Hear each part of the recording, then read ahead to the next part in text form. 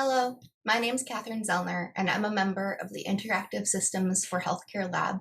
And today I'll be sharing our work on developing a speech-based model for tracking progression of activities in extreme action teamwork.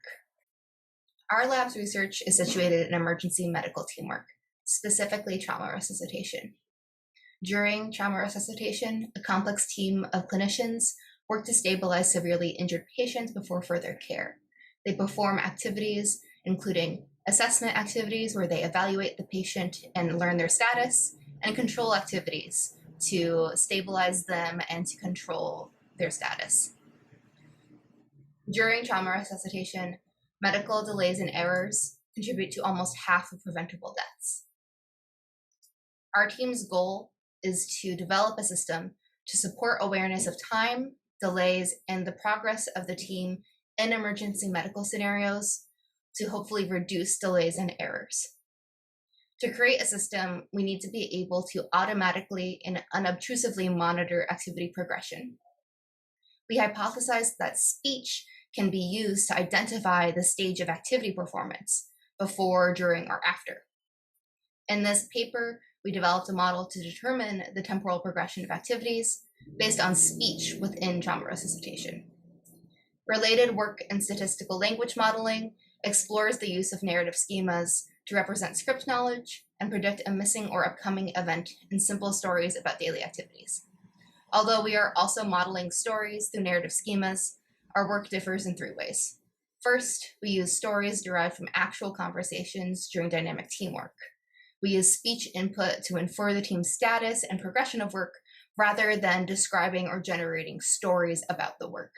Lastly, the stories in our dataset are often incomplete and composed of choppy, grammatically incorrect sentences, and this makes the machine learning model training much more challenging.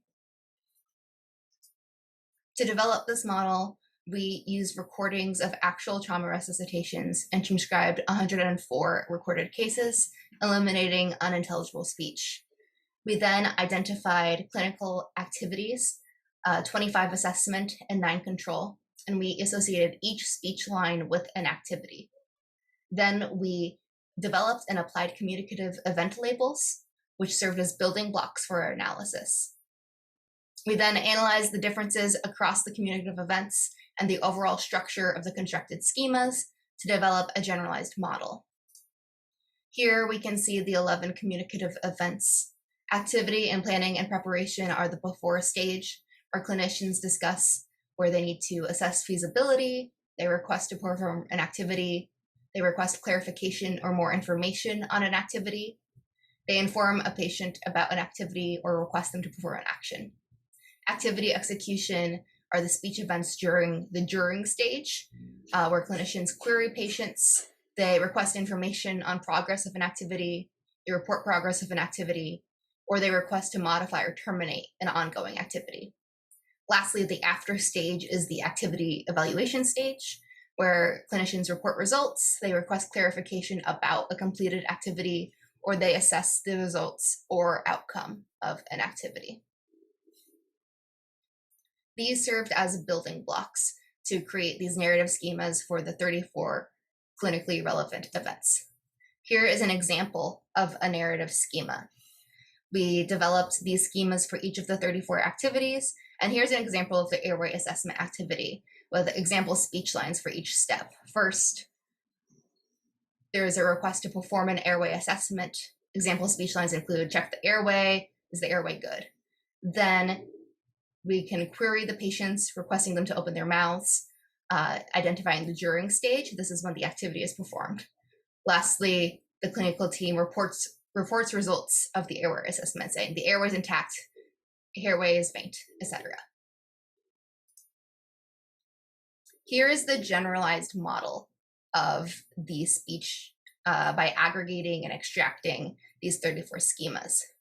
The speech flow model here illustrates the difference between assessment and control activities. It starts on the left with the assessment activities and goes through the most common activities performed during assessment. So we have requesting an assessment activity, interacting or requesting to perform actions, reporting progress of an activity, report results. On the right are the control activities, where they're assessing the feasibility or need first, requesting a control activity, reporting progress, or reporting an outcome. We evaluated this model by applying it to 17 new transcripts.